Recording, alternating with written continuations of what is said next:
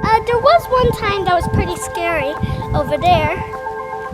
So they threw hot paint. Nobody got hurt. It hit at somebody's house, but it just burnt a little bit. Yeah. I was very worried because I didn't know where's my brother. I'm like running upstairs, telling my father and my mother and then I tell my father that there's a fire.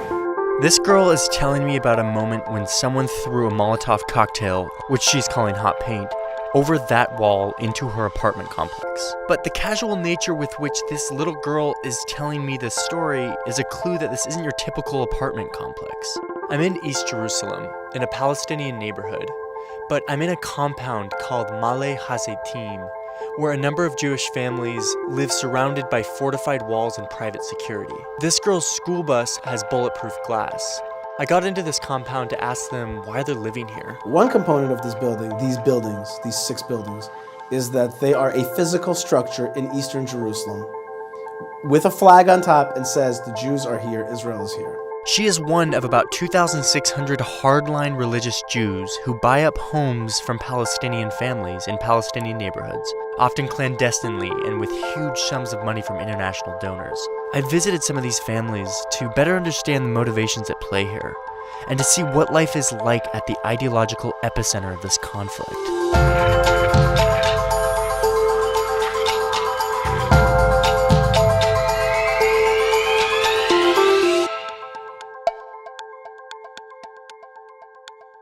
In 1948, the newly declared state of Israel was fighting a war with its Arab neighbors. That war ended with a ceasefire line called the Green Line.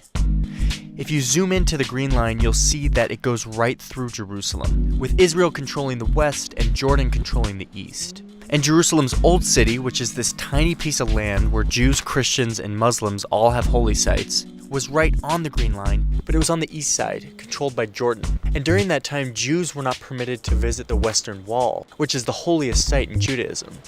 Then in 1967, Israel seized control of the entire West Bank, including East Jerusalem. Israel then pulled a highly controversial move. They declared that the eastern part of Jerusalem, as well as 27 Palestinian villages surrounding it, were now a part of Israel. They erased the Green Line that separated the city and drew a new municipal border, announcing that it was now Unified Jerusalem, the capital of Israel.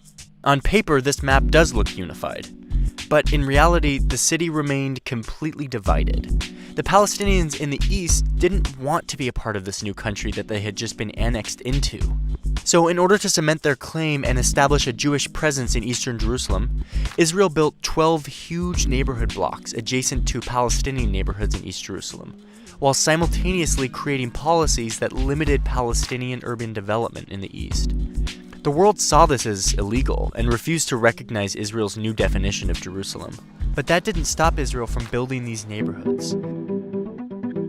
But there's a difference between the 200,000 Israelis that are living in these 12 big neighborhood blocks and the Israelis who buy up individual properties in Palestinian neighborhoods. The big neighborhoods serve as a way to establish a large Jewish presence in East Jerusalem.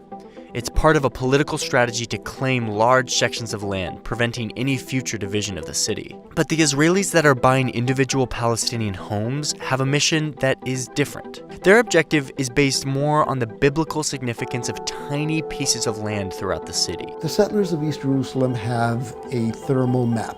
Not everything glows with the same intensity. They settle areas that resonate with biblical history and have a proximity to the Temple Mount, or at the very least are within the visual basin of the Temple Mount. That is their homeland. There are 2 right-wing organizations that are dedicated to this aggressive settlement project. They have targeted a handful of spots in the city that they want to occupy, but that are in Palestinian neighborhoods. These organizations raise large amounts of money from international donors, and they use this money to buy properties from Palestinians for a price that is well above market value. The settlers are perseverant, and they will spend years chipping away to try and get one property.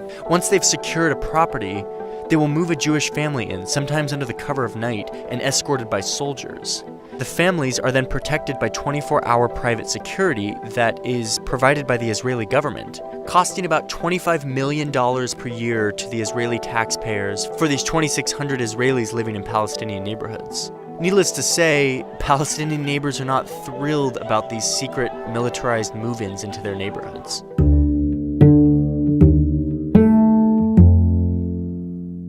I spent a Friday evening with several of these people to better understand their motives. We walked up from one compound, up the Mount of Olives, to another compound for Sabbath prayers. This one was purchased from a Palestinian man who was in debt from a gambling problem. And they bought the house from him. And they bought the house from him for a very good price.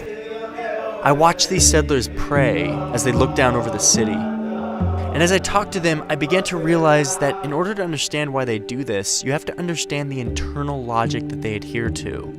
The whole project of the State of Israel is a Jewish project.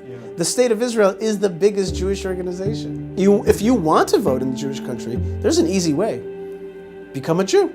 We have a way in, and then you can have an effect on this country if you so wish. But if you're another minority, then God bless you. You have a huge region. Allah loves you. These hardliners believe that Israel exists primarily for Jews, and thus they're entitled to rights and benefits that others are not. We like democracy, but it's not a God. It's all it is an operating system.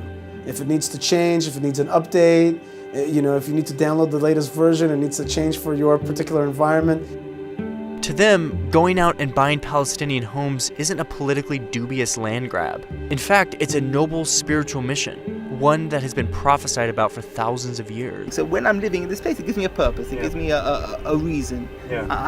Even if I'm not doing something ideological, that moment that I'm living in a place that's ideological, it gives my life every second a meaning. And thanks to effective lobbying by these groups, the messianic paradigm has seeped into government policy as well, aiding the settlers on their mission to sink roots into the eastern part of the city. An example of this is a law that says only Jews can buy property in the Jewish quarter of the old city, but that anyone can buy property in the other quarters. The settler organizations have targeted the Muslim quarter for their purchases due to its proximity to the Temple Mount, and they now have dozens of holdings there. The government has also granted these two organizations jurisdiction over many of the public spaces in the city that have been deemed archaeological sites or national parks. Some of these sites are situated in Palestinian neighborhoods that are at the top of the list for the Jewish home purchases. Places like Silwan and the city of David. These right-wing organizations are using their jurisdiction to shape the public realm of Palestinian neighborhoods, to reflect their agenda of a Jewish Jerusalem. The result is a government-supported, militarized, ideological gentrification of Jerusalem, one house at a time.